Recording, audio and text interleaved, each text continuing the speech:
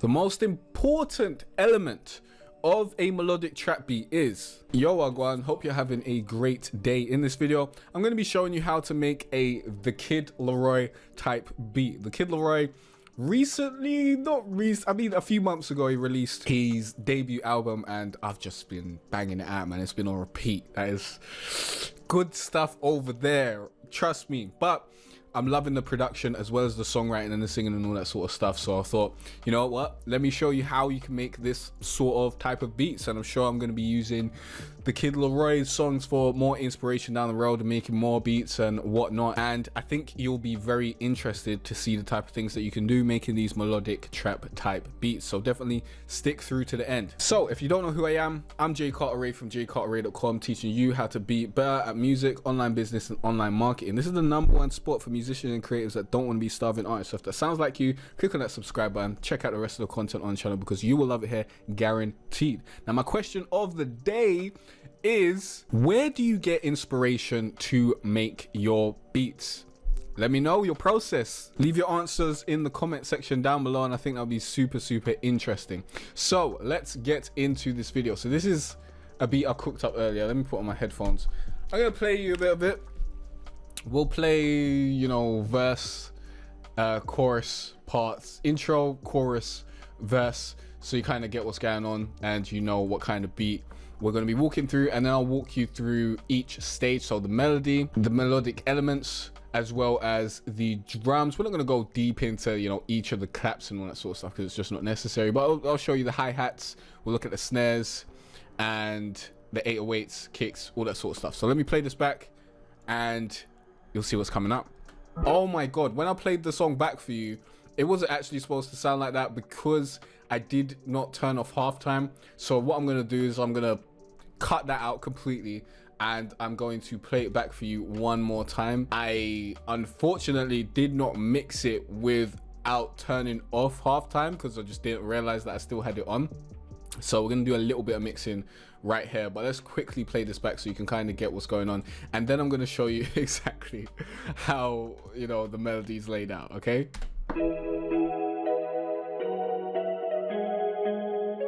this is called Ray Cooking.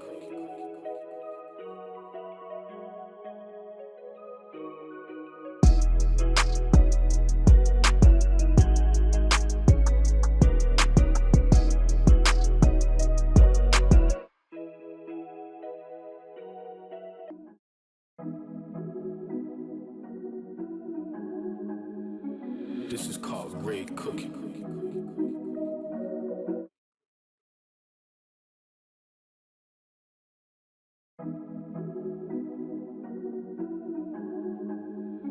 This is called Ray Cooking.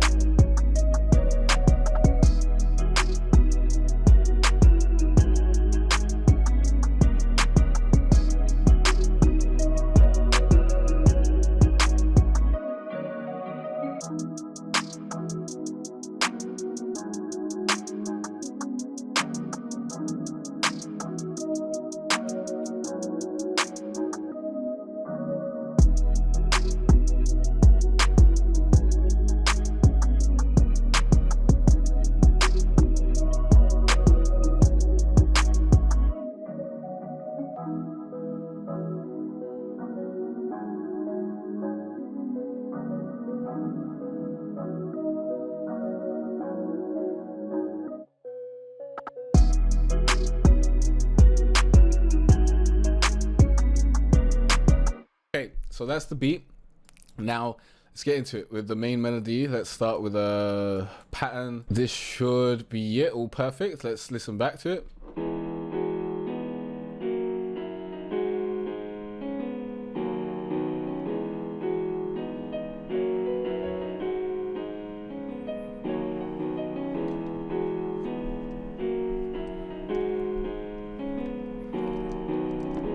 So a lot of this was, you know, the first time it hits, like the first, this 3 thing is the full chord, and then the second time it hits, we've got most of the chord in there, but also playing a bit, you know, seeing what melodies we can get out of it and seeing what can operate around that. So you don't have to use the full chord every single time.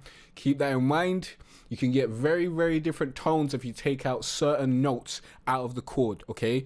This can make a big difference when you're making your beats. So make sure you know this. And I've also copied the root note or the bass notes to a lower octave, so it just gives it that extra oomph. Okay, so that's the main melody, yeah, but obviously I didn't just use that. I used Omnisphere in order to get it sounding the way that I wanted it to. So let's load up Omnisphere and hope that this doesn't crash, and I'll show you what patch I used. I believe it was Anapluck Bells. Yeah, we used Anapluck Bells from the Bells and Vibes section of Omnisphere, and let's play this back so you can hear what it sounds like. And by the way, this is without RC20 on it and not pitched down, as I did eventually do that. So let's pitch this. This is the original octave that it's supposed to be in, but I pitch it up and then I pitch it down later on to just give it a bit of a rustic feel. So let's listen back to this.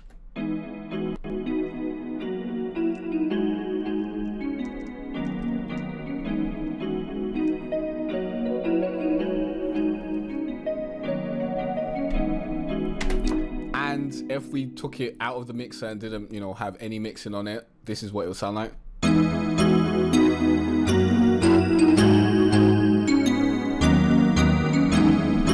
Sorry, that's just way too loud. I can't even do that. It's just way too loud. If it was lower, it wouldn't sound too bad. But yeah, those high ends didn't sound terrible as they usually do with these Omnisphere instruments, but it's all right. It's all right. And what I did with this is I bounced it down at the right octave with RC20 and whatnot on it, and I used this as the main melody clear, and then I panned that to the right, and then I also pitched it up an octave and then bounced it down and then pitched it down an octave, and that's our main chorus melody over here. And then I added halftime to that melody pitched up, and that's where we got our verse melody. So if I play this back to you, we'll show you each part real quick. All came from this same melody in this same Omnisphere patch. So first of all, the chorus melody that we pitched up and then pitched down.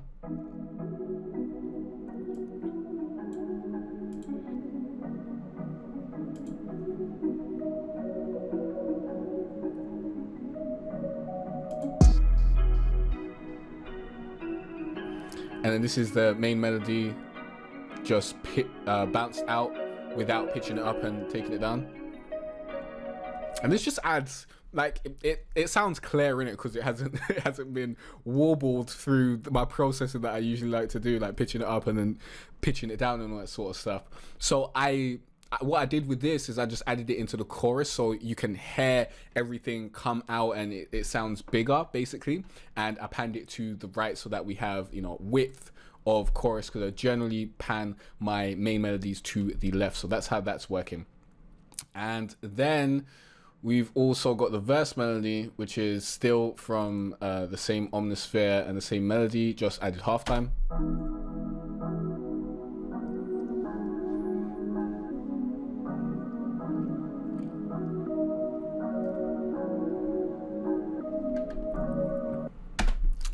And that's that. Next, we have our counter melody. We actually did add many melodies to this. There's like 2 melodies. Next, we have our counter melody. And to do this, I basically just freestyle. Like I just tried stuff and found what worked basically. So let's listen back to this. Oh, pattern.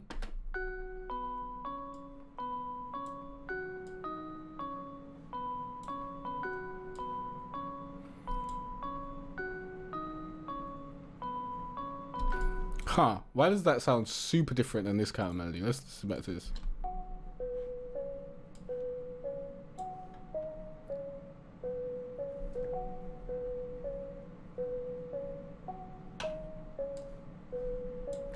I have no idea why this sounds so completely different than that. Maybe it's because it's an octave higher.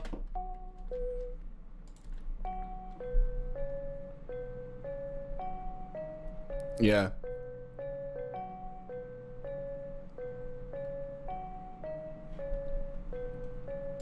And as you can see, you know, I'm using that rule of three again and again to get that bit of a bounce and to stay in time with the chords as well. Because if you add a counter melody and you go too much out of sync with the chords, it can sound really, really trash. So that might be something that you want to keep in mind with your counter melodies. Next, we've got, well, we do have one more melody. The last melody is our reverse melody, which I believe is our chorus melody. Yeah, it's our chorus melody and I reversed it. So this is what this sounds like. And I use this on the second half of the chorus and the second half of the verse.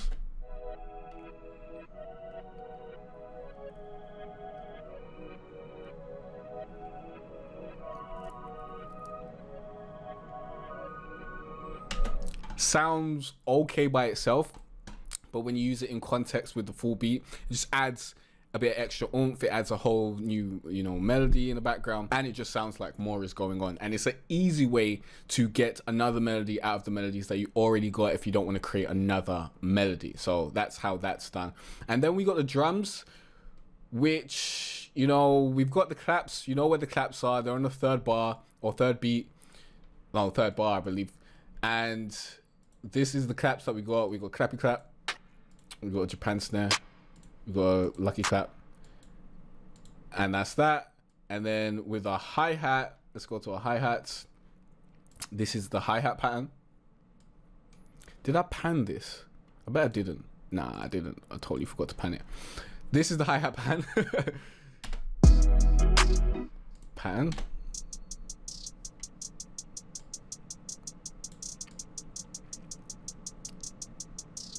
Yeah, so it's the first 4 bar just repeats, and the way I've done this is I come in here, I go to third step, and then from there I just add third step, added a hit there, and then, you know, added some hits there going down in pitch, and added some more hits over there, just a little bit to spice it up, not too much to make it super complicated, but enough to make it sound good. Okay, and then with our snares, we just got a few snares. We're not going too hard. Let's actually just listen back to our drums, because that'll probably be the best way to show this sort of stuff. Let's just listen back. So that's one. No, that's a perk. Yeah, so let's turn off the other snares so you can hear these snares in action. And that just brings you to the next clap. There's very simple snare pattern. And then I've got open hat that only comes in the chorus, that comes at the beginning of a bar.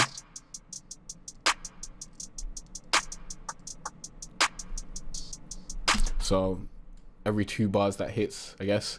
Then we've got more snares to just give you a bit more bounce, and this is how that works. Let's also bring that up so you can see what's going on in the pattern. So that's that.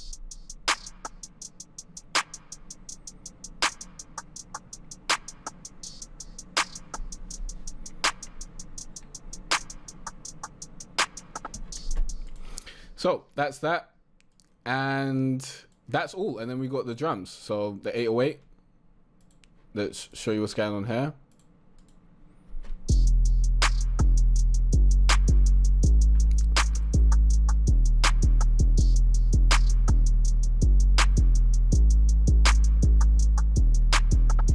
So this is just following the root notes, and then over here I've, you know, spiced it up a little bit and just added a bit of variation. And then with the kick, we're basically copying the 808. I believe it's exactly the same. Yeah, do I have any changes? No, it's exactly the same.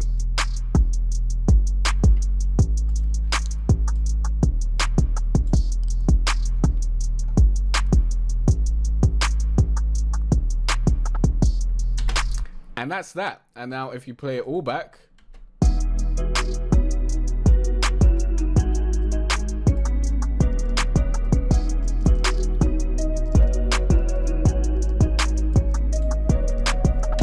and I said I was going to talk about the structuring. So the way I like to structure my beats is always have a 4-bar intro, no more than that. And then we either start with the verse or the chorus. You can pick either one. But the only reason I wanted to draw your attention to this, because I believe, have I done a video on how to structure your beats? I think I have. Check that out. Or remember, the free course, I've got a lesson in there that will show you how to structure your beats. So go to jcarterae.com/free trap course, link down below. Learn how to create your own trap beats in 9 easy steps, I believe, as far as I remember. Yeah, it's a 9-step course. And the structure, basically, for the verses, if you're making the Kid Laroi type beat, you want 8-bar verses and maybe a 4-bar breakdown or 4-bar pre-chorus. It's not 100% necessary, but this then makes it overall 12. You don't want any more than that. If you add a 12-bar verse and then the pre-chorus, then it's all 16. That's too much. Basically, this is what you want. You want an 8-bar verse where things are hitting, then you want a bit of a breakdown, or you just cut that out completely. You really want to keep things snappy. Treat it like a pop song, like a singing song, like I teach in the course where I'm showing you this is how you generally structure for like singers and whatnot. And that's that. Yeah, that's the verse structure. Is the only thing that was really, really important that I needed to touch on. And remember, course, link down below. Join it. It's free. Why not? Yeah, learn how to create your own beats from scratch before that course goes away forever, or I'll start charging for it, whichever one comes first. And if you got any questions or any other tutorials you want me to make, please let me know in the comment section down below. And in the next video, you're going to learn more about music, online business, and online marketing. I'll see you there. Peace out.